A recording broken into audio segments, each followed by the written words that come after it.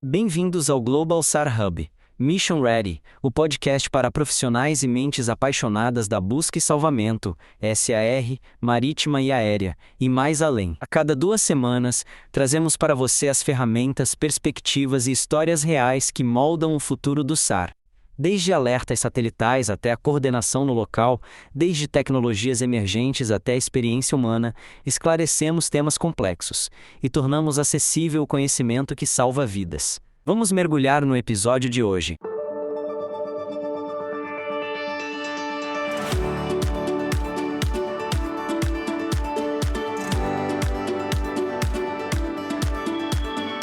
Bem-vindo ao podcast Global SAR Hub. Hoje é o episódio 2 da nossa série sobre o sistema COSPA-SARSAT. Olha, a gente analisou bastante material sobre o COSPA-SARSAT e a ideia aqui é entender como esse sistema funciona na prática, né? A missão dele, no fundo, é diminuir ao máximo o tempo entre alguém pedir socorro e a ajuda chegar.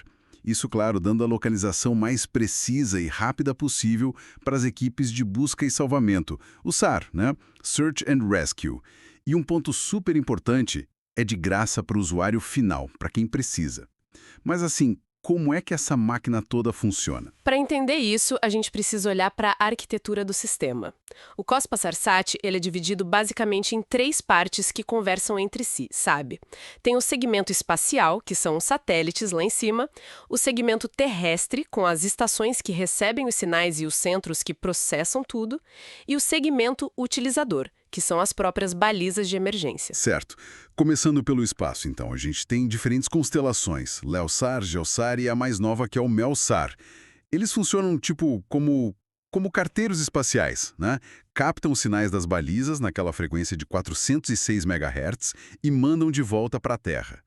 E vale lembrar que aquelas frequências antigas, 121.5 e 243 MHz, não são mais processadas pelos satélites. Isso é importante. Exato. Aí, descendo para a Terra, a gente tem o segmento terrestre com componentes essenciais. As LUTs, que são os Local User Terminals, basicamente são antenas grandonas que pegam os sinais que os satélites retransmitem.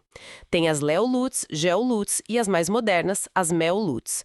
Elas já fazem um primeiro cálculo da localização. Os sistemas antigos, por exemplo, usavam um efeito Doppler. Já o MEO-SAR usa umas técnicas mais sofisticadas como TDO, AFDO. Peraí, TDO, AFDO, Time Difference of Arrival e Frequency Difference of Arrival? Como é que isso funciona na prática, diferente do Doppler? Boa pergunta. Pensa assim, com o TDO-FDOA, vários satélites estão ouvindo o sinal da baliza quase ao mesmo tempo. O sistema calcula a posição baseado nas diferenças mínimas de tempo e frequência com que esse sinal chega em cada satélite e depois é recebido nas estações e nas MEO-LUTs. É como se fosse uma triangulação, só que muito mais rápida e precisa, sabe? Não depende tanto do movimento do satélite em relação à baliza como o Doppler dependia.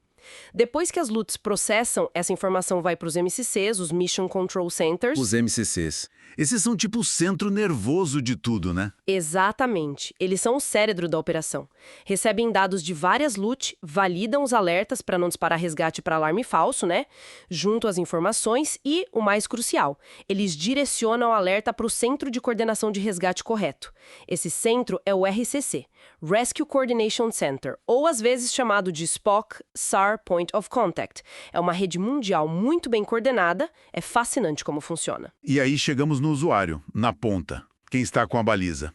Quais são os tipos principais? Temos as balizas mais conhecidas, a EPIRB, que a gente pronuncia EPIRB, né? Emergency Position Indicating Radio Beacon, para uso no mar, o LT, Emergency Locator Transmitter, para aviões, e a PLB, Personal Locator Beacon, para uso pessoal, em terra, tipo trilha, montanismo.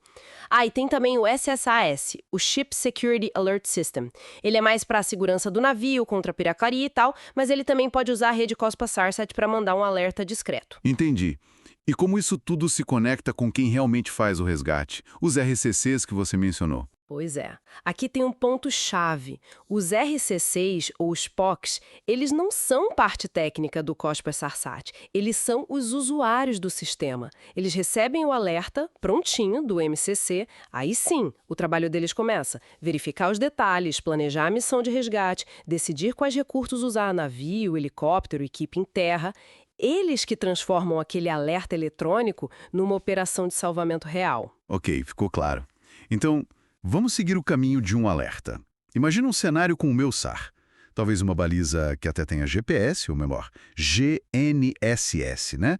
Global Navigation Satellite System. Como começa? Tudo começa quando a baliza é ativada. Pode ser automático, num acidente, ou alguém ativa manualmente. Se ela tiver GNSS, a primeira coisa que ela faz é tentar pegar a própria posição, as coordenadas. Aí, ela começa a transmitir uns sinais curtos, chamados bursts, na frequência de 406 MHz. Cada burst desses tem informações importantes. E quais informações são essas? Principalmente um código único daquela baliza, que é o Hex ID, lembrando, Hex-ID, e se a baliza conseguiu pegar a posição GNSS, essa posição também vai na mensagem. E aí os satélites MEUSAR entram em cena. Isso, como eles estão numa órbita média, eles cobrem uma área enorme da Terra e de forma contínua. Eles detectam esse burst quase que instantaneamente, medem o tempo e a frequência exatas que o sinal chegou neles, o TOF ou A, e já retransmitem isso para baixo, para as MEULUTs que estiverem no alcance. Várias MEULUTs podem receber esses dados vindos de múltiplos satélites. Aí elas fazem duas coisas importantes. Primeiro, calculam a posição da baliza de forma independente, usando o TDOF-DOA, chegando numa precisão ali de alguns quilômetros. Segundo, elas decodificam a mensagem da baliza. Para pegar o Hex ID e a posição GNSS se tiver. Exatamente. E essa posição GNSS, vinda da própria baliza, geralmente é bem mais precisa que a calculada pelo TDOF-DOA. E todo esse pacote de dados vai para o MCC. Isso mesmo. O MCC junta tudo. Se tiver a posição GNSS, ele prioriza essa, por ser mais precisa, e aí vem um passo fundamental. Ele usa o XID para consultar a base de dados internacional de registro de balizas. E aqui, olha, isso levanta uma questão importantíssima. A necessidade de registrar a baliza corretamente. E o que essa consulta traz? Traz informações vitais, tipo de quem é a baliza, qual o barco ou a aeronave associado, contatos de emergência, informações médicas, tudo que foi colocado no registro. Isso ajuda demais o RCC a entender a situação.